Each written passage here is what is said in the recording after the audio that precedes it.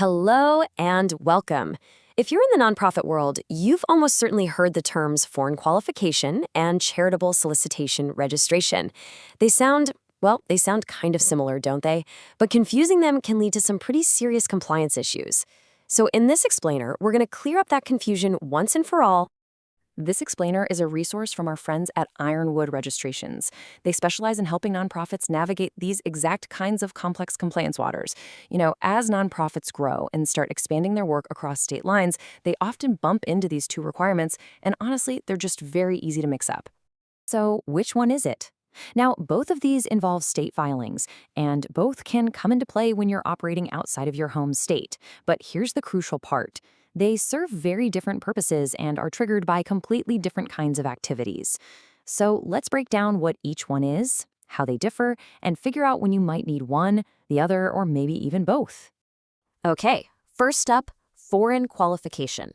I know, the name itself can sound a little intimidating, but the concept is actually pretty straightforward once you unpack it. Here's the key idea. When your nonprofit incorporates, it's in one specific home state. Foreign qualification is simply the process of getting permission to legally conduct your operational activities as a corporate entity in another state. It's really all about your authority to operate there. All right, now let's flip to the other side of this compliance coin, charitable solicitation registration. This one serves a totally different function. So, what's this one about? Well, this requirement has nothing to do with corporate operations. It's focused squarely on fundraising. You see, many states have laws that regulate how nonprofits ask the public for donations. This registration lets state regulators and donors review information about your organization before you start asking for money. So the big question is, how do you know which one applies to your organization? The key difference between these two filings really boils down to understanding the specific activities that trigger them. Let's take a look. This really lays it out clearly. On the left, foreign qualification gets triggered by having an operational presence. We're talking about things like having an office, employing staff, or running your programs in a state. Now look to the right.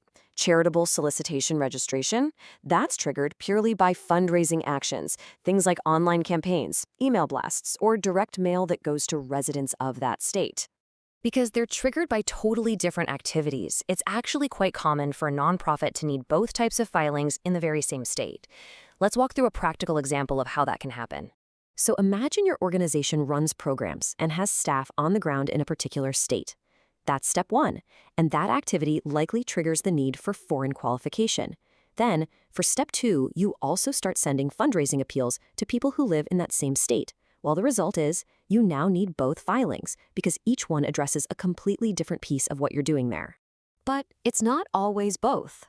In a lot of situations, a nonprofit's activities will only trigger one of these two requirements. Here's a scenario that's super common today. Let's say a nonprofit fundraises nationally through its website. In a state where it has absolutely no physical presence, no office, no staff, no programs, it would likely need to register for charitable solicitation, but it wouldn't need to foreign qualify. And now for the reverse. A nonprofit might be operating programs in a state, which triggers the need for foreign qualification.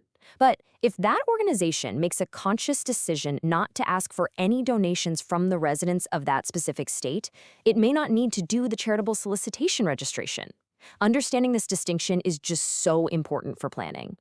So why is it so important to get this distinction right? Well, it all comes down to the practical reality of how state compliance actually works. And, getting it wrong can lead to penalties and fines. This right here gets to the heart of the matter.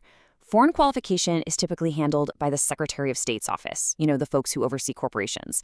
But charitable solicitation registration, that's often managed by the Attorney General's office or maybe a Consumer Protection Division. They're totally separate agencies with their own separate processes. And this is the most important takeaway of all.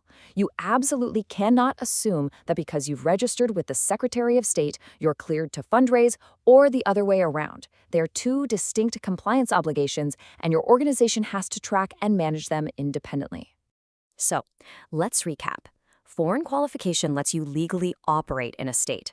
Charitable solicitation registration regulates how you ask for donations there. By really understanding this crucial difference, you can do a much better job evaluating your obligations as your programs in your fundraising expand.